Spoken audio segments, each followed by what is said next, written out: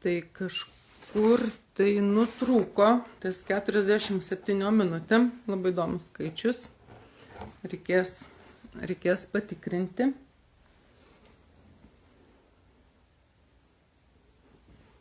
Tai laukiu prisijungiant atgal, nežinau, kodėl čia nutrūko. Ups.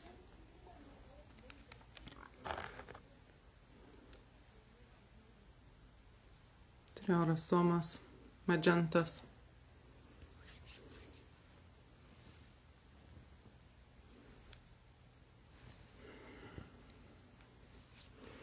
Kodėl nutrūko ties karalienė Nefertari? Įrašas. Prašau, lėtas ryšys, bet nežinau, kas ten nutiko.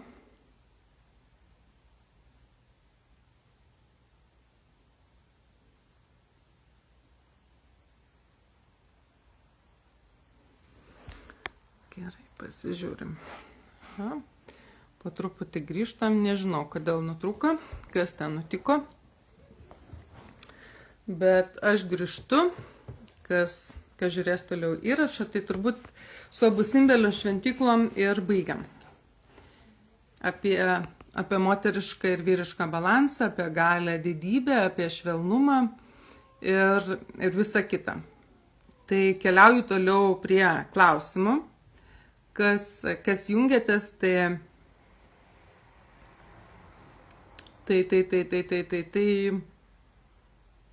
rašykit klausimus. Nežinau, kodėl man rašo lėtas ryšys, nors neturėtų būti lėtas, kaip ir viskas turėtų būti gerai. Gerai, tai sekantis klausimas. Iki stovyklos su tavimi man Egiptas buvo žinomas tik kaip kurortas, atostogų kryptis, turistinė šalis, kur dauguma važiuoja pramogauti ir tiek. Tokio Egipto, kokį patyriau, nesitikėjau. Tai gal dėl to ir nustebino, ir suglumino, ir tai, ką patyriau, net sunku ir rasti tinkamus žodžius. Taigi, kodėl jis Egiptas, ar tam tikros jo vietos geba paveikti ir ar prasibrauti gana skeptiškai nusiteikusio, atsitiktinio prašalaičio, čia turiu galvoje save vidų, suvirpinti ten egzistuojančias turbūt vibracijas, ko protas nelabai supranta. Ir gali priimti. Man tik smalsu, kodėl, kaip ir ką po tokių patyrimų daryti. O gal nieko nereikia specialiai daryti, tik išlaukti, pasiduoti, atsiduoti tam, ko protas nesuvirškina. Va ir gavosi kažkoks klausimas, neklausimas, turbūt atsakymas nelabai įmanomas, bet parašiau, kas man vis kelia tam tikrą sumaištį galvoje. Tai labai ačiū už šį klausimą ir turbūt ne vienam jisai kyla, kas apskritai pradeda važiuoti ar ne į kažkokias moterų stovyklas ir įvyksta tam tikri procesai. Tai aš iš savo patirties, iš savo labai tokio asmeninio patyrimo galiu pasidalinti, kad Egiptas turi galią atskleisti žmogaus gražiąją pusę ir lygiai taip pat gali atskleisti šešėlinę pusę. Ir jisai tai daro visada. Ką daryti su tuo, kas atsivėrė, ką patyrėt ar ne. Tai turbūt rašydama klausimą ir atsakėjai savo, kad daryti nieko nereikia. Leisti būti, priimti tai, leisti gyventi, nenorėti nuneigti, nenorėti, kaip sakyt, atbūti, ar ne, kad nebūtų buvę, kad nebūčiau patyrus, kad nebūtų pajudinę. Leisti tam integruotis. Kartais tam prireikia laiko daugiau. Kartais procesai vyksta labai greitai. Esu mačiusi įvairių iš tiesų procesų, kuomet lūžis, pokytis vyksta labai greitai. Esu mačiusi, kad jau apsisuko daugiau nei metai ir dar vyksta.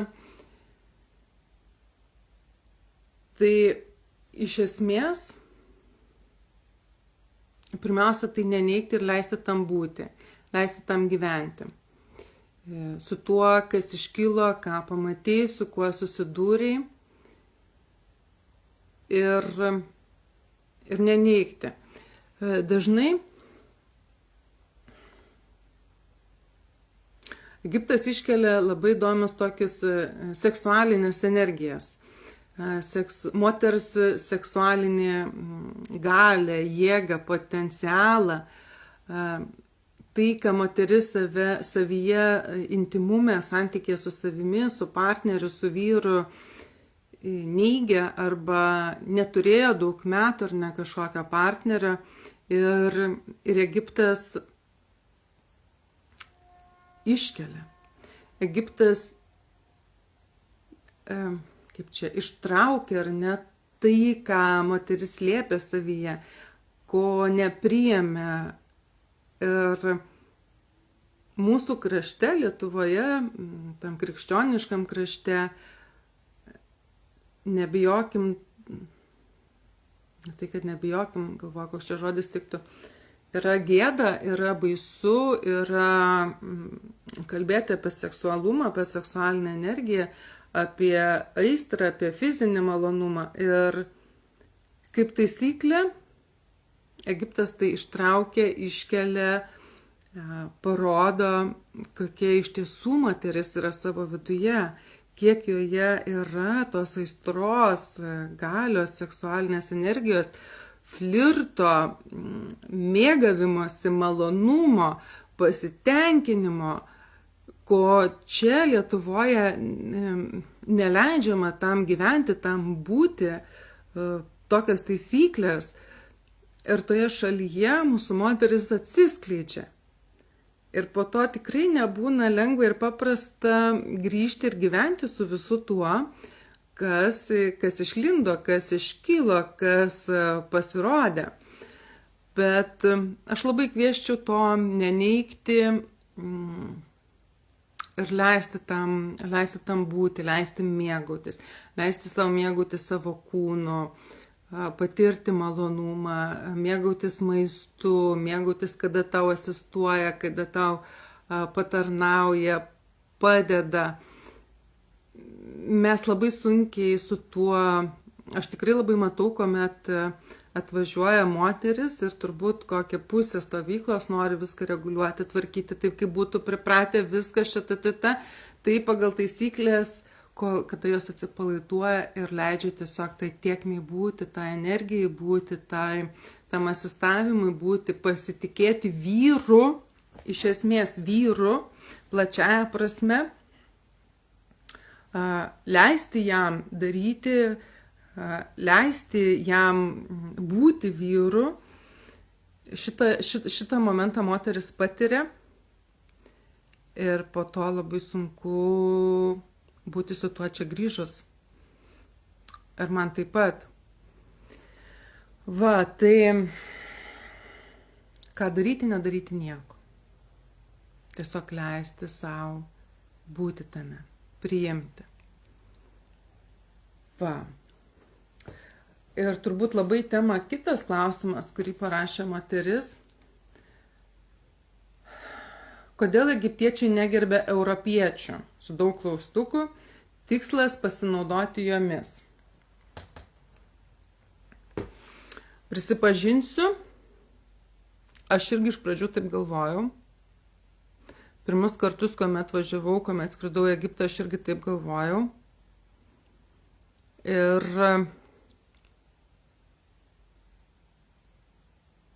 esu ir nukentėjusi finansiškai. Mes su dukra gyvenam pas vieną lietuvę moterį viloje. Ir ten, tiesiog taip nutiko. Nutiko gyvenimas ir aš irgi taip galvojau. Ir dabar, kuomet esu kitokioje partnerystėje, supratau, kad niekas mumis nenori pasinaudoti. Ir tai nėra apie jokią nepagarbą. Tai yra apie mūsų pačių nepagarbą pirmiausia savo. Kuomet mes gerbiame save, niekas mūsų negerbti negali. Tai, ką mes vibruojame, ką mes leidžiam iš savęs į pasaulį, ne, taip su mumis ir elgiasi. Nes mes patys su savimi taip lygiai taip pat elgiamės, bet nenorim to matyti. Ir todėl šita projekcija, kaip čia su manim taip gali, kaip čia nori su manim tik tai dėl sekso, nežinau, Facebookas gal neužblokuos dėl šio žodžio, kaip čia su manim gali, nori mane nupirkti, bet tikrai taip yra gajus kaip čia, turizmas Egipte jis yra. Ir su tuo yra viskas tvarkoj. Nes jeigu moteris eina su jaunu vaikinu ir kiekvienas žino, kad vienas perka, kitas moka ir atvirkščiai, yra su tuo viskas tvarkoj. Absoliutiškai.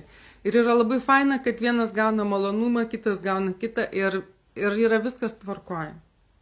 Bet bėda yra tame, kad mes moteris esam turbūt linkusios įsimylėti, nematyti realybės, nematyti to, kaip yra, ir šitoje vietoje tada mes sakom, kodėl mūsų negerbė. Bet pirmiausia atsigręžti save, ar aš gerbiu save. Nes kuomet aš atsigręžiu save, dirbau su savimi tiek psichoterapijoje, šiaip įvairiuose ir kūno judesio terapijose, ir kuomet aš atpažinau savo santykių su savimi, savo nepagarbą su savimi, tuomet dabar su manimi Egipte niekas nepagarbiai nesielgia, nes, tiesiog turbūt aš neskleidžiu tos energijos, aš nesu nepagarboję savo pirmiausia. O jeigu kažkas bando, tai labai greitai pasakau. Ir labai aiškiai pasakau. Tai aš negalėčiau sakyti, kad jie negerbia, jie elgiasi su mumis taip, kaip mes leidžiam, kad su mumis elgtųsi. Turbūt mano būtų toks atsakymas, labai nepatogus ir nelabai turbūt skanus ir nelabai patinkantis, bet aš visada linkusi pirmą atsigręžti į save tyrinėti, save pasižiūrėti ir tik tada eiti į kaltinimą, į dar kažką. Nes, aišku, būtų įdomu tiesiog išgirsti ir situaciją, kokia situacija buvo, bet greičiausiai, kad kokiam kurortiniam mieste jaunesni vaikinai iš kaimų suvažiuoja ir kaip ir daug kur pasaulyje, tai vyksta. Ir tuomet mes galvojam, kad jie rimtai, o iš tiesų tai yra kaip verslas, susitarimai, gal taip sakykim, ar ne. Ir arba tu priėmi žaidimo taisyklės, arba ne. Tai va čia tokia apie pagarbą ir nepagarbą, tada pirmiausia apie pagarbą savo kalbėkim. Ir tada nebereikės ieškoti kaltų. Gerai. Tai kas prisijungėt iš naujo, tai čia prieš tai vykusio laivo tęsinys, nežinau, kodėl nutrūko, tai kadangi dar nebuvo atsakiusi visus klausimus, tai atsakau, bet kas prisijungėt ir norit dar kažko paklausti apie Egiptą, šventyklas, pinigus, rūbus, deives, dievybės, nesvarbu ką, kodėl aš į Egiptą, ar bet ko galite rašyti čatą, aš atsakysiu. Dabar dar atsakinėju klausimus, kuriuos man uždavė moteris registracijoje. Gerai, turbūt paskutinis klausimas iš registracijos klausimų. Jeigu žinotum, kad žmogus gali nuvykti į Egiptą tik vieną kartą, kurią vietą ar kurį objektą patartum būtinai pamatyti? tik vieną kartą į Egiptą ir kurią vietą ir kurį objektą. Sudėtingas gana klausimas, nes pati, jeigu taip tiesą sakyt, pati pirma mintis, perskaičiu šį klausimą, man atėjo dykuma. Ne šventyklos, ne piramidės, o dykuma.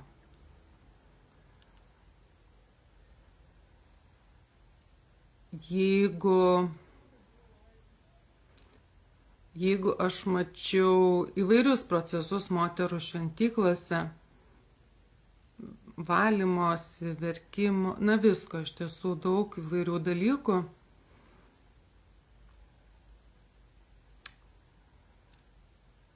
dykuma yra kažkas tokio, kas dirba savaime, kuomet nereikia nieko daryti, nereikia jokių specialių ritualų, nors juos darom, bet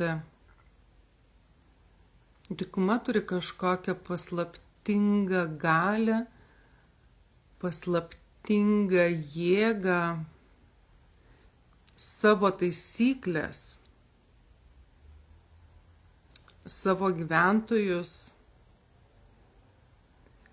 Ir vis tik tai, ką mačiau, ką dykuma daro su žmonėmis, tai yra stipriausia. Tai yra stipriausia, mes beveik kiekvienos stovyklos metu ir nakvojam dykumoje, leidžiam naktį dykumoje. Ir turbūt kiekviena moteris galėtų pasakyti, kad norėtų dar pasilikti dykumoje bent vieną ar keletą naktų papildomai, nes tas jausmas, tos erdvės, tos energijos, ypatingai mes Luksore nakvojom, o tai yra kitoje pusėje, arčiau ar toliau truputėlį yra karalių ir karalienių slėniai, Valley of the Kings and Valley of the Queens. Tai yra kapai ir kitoje pusėje kalno. Mes leidžiame naktį, tai mes labai tokių šalia labai stiprių energijų ir tuo pačiu dykuma yra kažkas tokio, ką gana sudėtinga apibūdinti žodžiais, surasti atitikmenį, jo tiesiog reikia būti. Tai turbūt vieta vienintelė. O jeigu aplankyti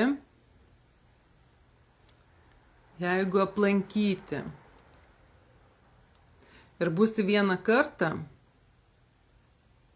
turbūt vis tiek nebūsi vieną dieną. Tuomet,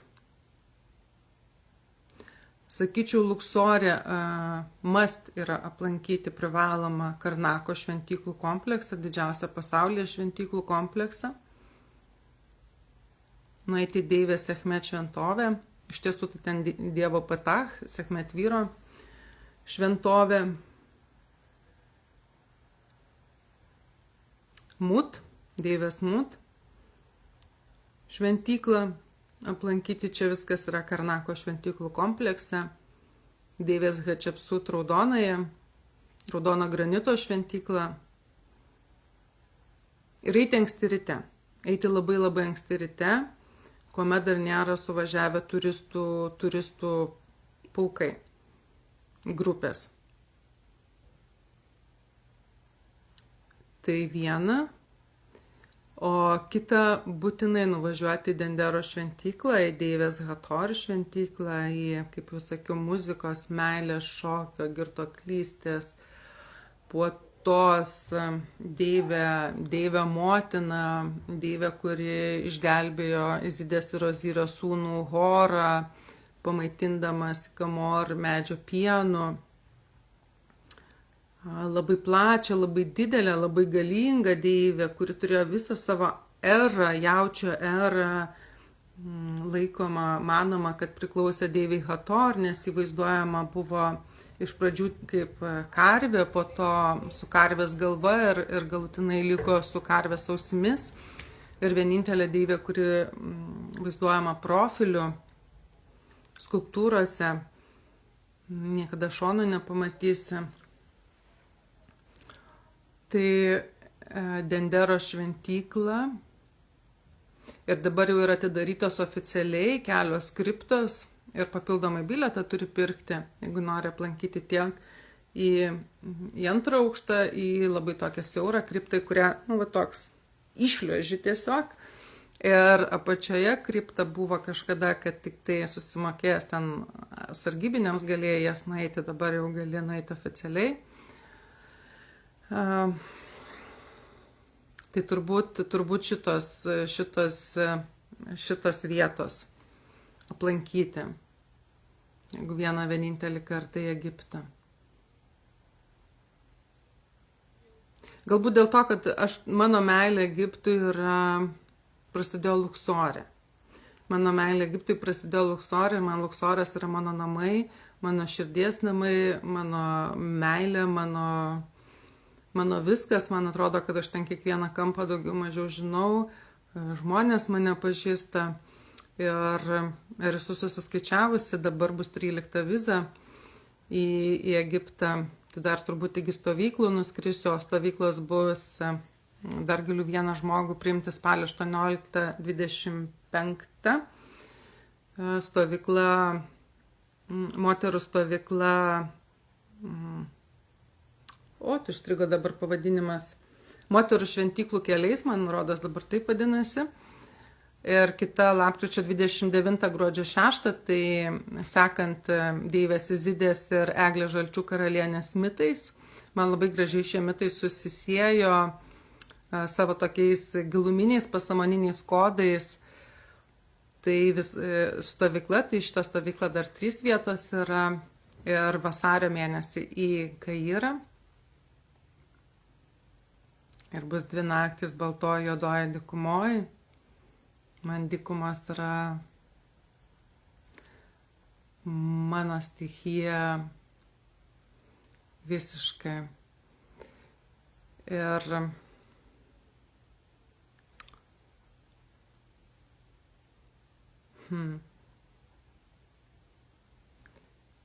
Ir apie Egiptą turbūt aš galėčiau kalbėti labai daug, labai ilgai ir dalintis istorijomis ir moterų procesais. Ir man be galo gera, kad didžioji dalis moterų, kurios vyko kartu į stovyklas, tapo bičiulėmis, mes bendraujame, jos atsiveria, jos pasipasakoja procesus, tai kas vyksta jų gyvenime, kokie pokyčiai vyko, kokie vyksta. Ir man be galo gera, kad aš esu prisidėjusi prie žmonių, prie moterų pokyčių, gražių pokyčių, stiprių pokyčių gyvenime. Ką galiu pasakyti, kad Egiptas neglosto, Egiptas švelniai nepraleidžia,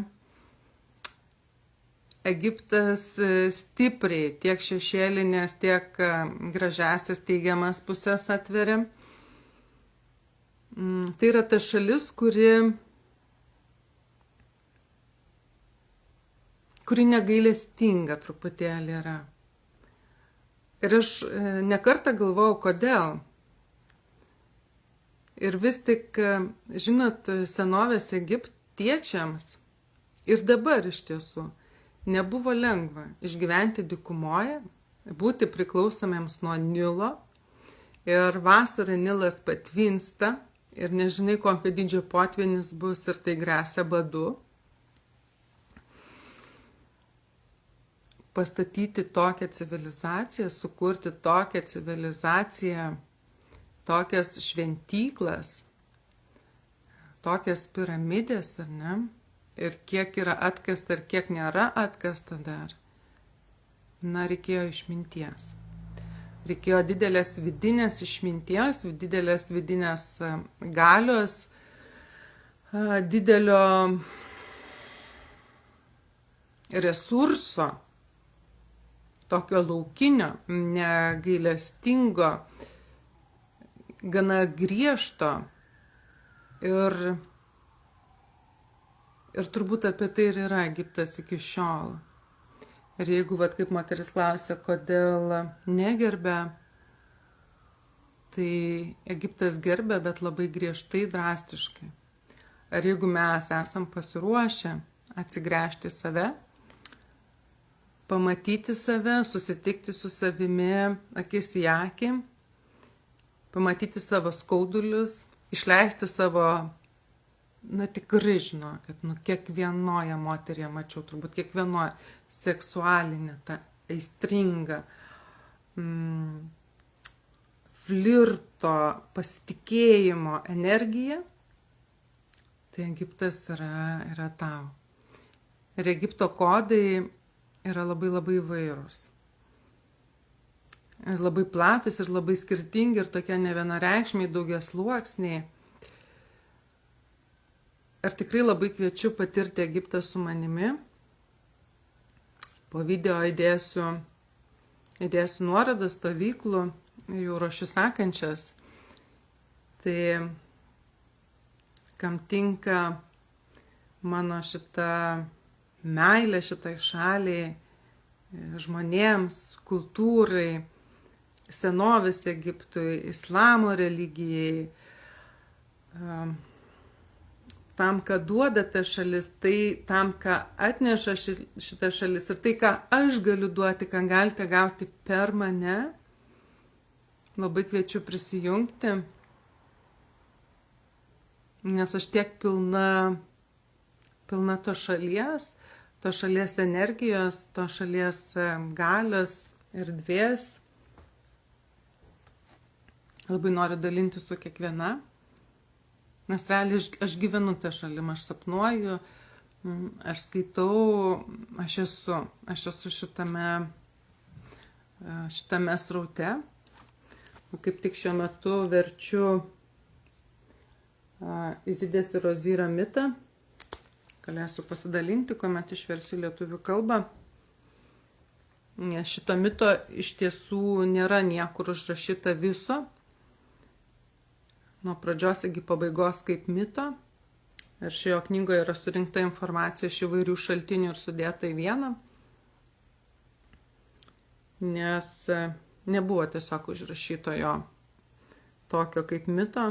Tai buvo galima tiek iš papirusų, tiek iš mirusių knygos, tiek iš šventyklų sienų, tiek iš kapų tam tikrą informaciją susirinkti. Ir tai, kas sudėta šioje knygoje, labai noriu išversti lietuvių kalbą. Tai nebus profesionalus vertimas, tai mano mėgėjiškas, bet iš meilės šaliai noriu tai padaryti, šią dovaną mums. Tai eisiu skaityti, ką šį kortą reiškia, kurią ištraukiu pradėjusi video apie tą liūtę, kuri pasiruošusi dalintis, kuri nori dalintis, kuri yra pilna žinių, išminties, patyrimų, patirties, kodų, informacijos, Great One of Laws. Ir labai kviečiu jungtis. Arba šiaip, jeigu kyla klausimų apie Egiptą, važiuojate į Egiptą, tai galite man rašyti, aš visada mieliausiai pasidalinsiu tai, ką aš žinau, ką aš galiu parekomenduoti, arba ką nerekomenduoju. Va. Tai ačiū, kas buvot, ačiū, kad žiūrėsit įrašus. Yra ir pirmas įrašas, nežinau, kodėl jisai nutruko, čia antra dalis, tai kviečiu pasižiūrėti abu įrašus ir ačiū, kas buvot, kas skiriat laiko, kas parašėt klausimus, atsakiau iš savo vidaus, taip kaip aš jaučiu, taip kaip aš esu. Ir gražaus vakaro ir tikiuosi susitiksime Egipte arba bet kur ir pakalbėsim apie Egiptą. Ačiū labai, pailsėkim.